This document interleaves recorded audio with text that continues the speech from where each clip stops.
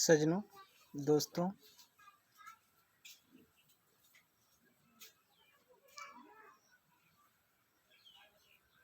समस्त देशवासियों को सत सत नमन।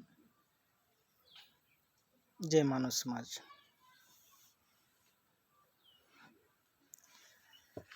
सज्जनों,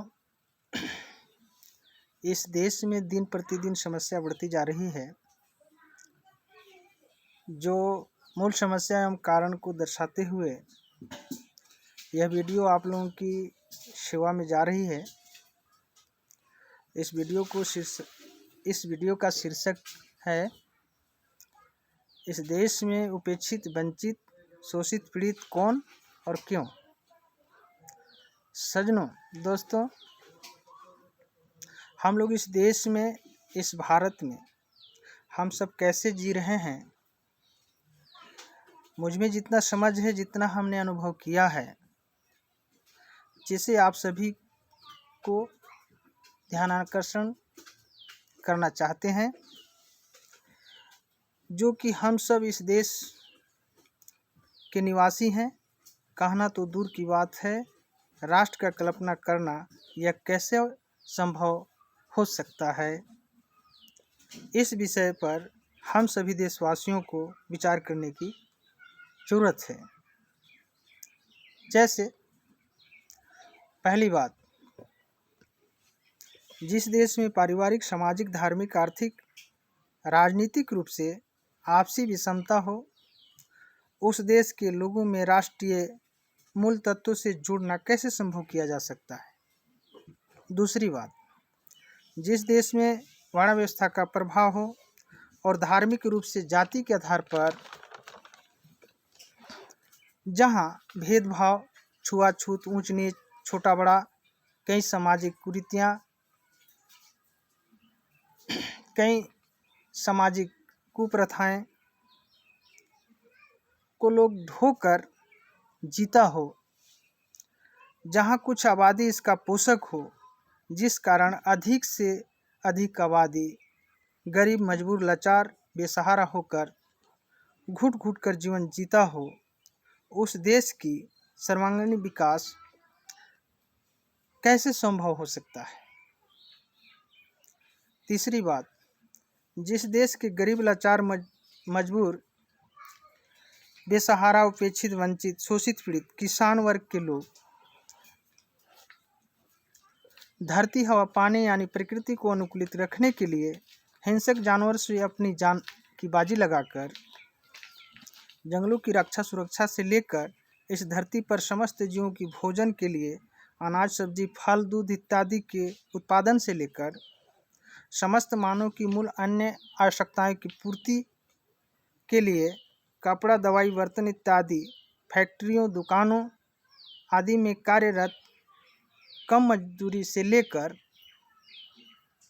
निरंतर 10-20 साल से संविदा के रूप में, कमीशन के रूप में 500 से 1000 रुपये और 5-6 हज़ार रुपये में नींव की तरह जमीनी स्तर पर रात दिन एक करके ऐसे परिवार शासकीय स्तर पर भी सेवा दे रही है।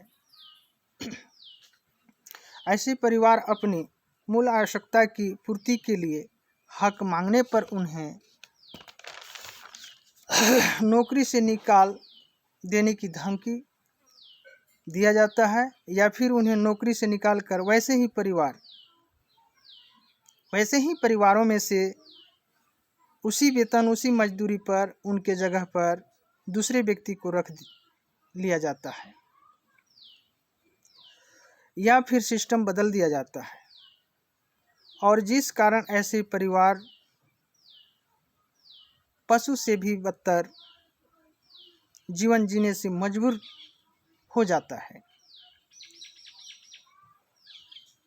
जो ऐसे परिवार होते हैं जिनके पास एक डिसमिल भूमि नहीं होती है, झोपड़ियों में अपना और बच्चों, परिवार सहित किसी तरह जीवन बसर करती है।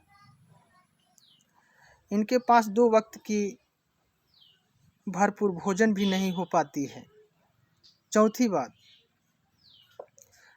इसी देश में कुछ आबादी के पास कई हजारों एकड़ भूमि होती है, वह कई ताला बिल्डिंग एयर कंडीशन रूम होती है। वह 45,000 रुपये से लेकर 80-90 हज़ार से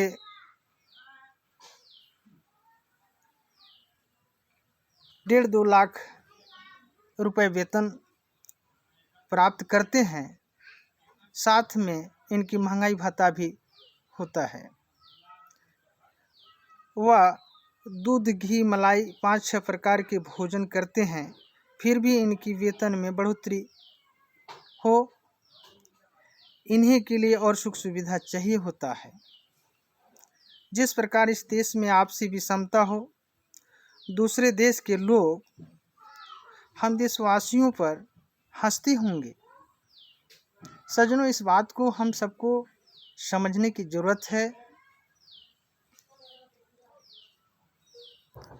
ये बहुत दुख की बात है। हमारा इस देश में बहुत सारे बुद्धिजीवी हैं, पढ़े लिखे लोग हैं। आप लोग हमसे बेहतर समझते हैं, जानते हैं। सज्जनों, दोस्तों, इस वीडियो के माध्यम से इस देश के समस्त मानव समाज से मैं हाथ जोड़कर प्रार्थना करता हूं कि ऐसी विषमता विचारधारा को अपने अपने मन मस्तिष्क से निकालकर निष्पक्ष भावपूर्वक, गंभीरतापूर्वक इस विषय पर सभी को विचार करने की ज़रूरत है और शोषित, पीड़ित, वंचित समाज परिवार को आगे बढ़ने का मौका देकर अपनी अपनी मानवता और इंसानियत का परिचय इस देश को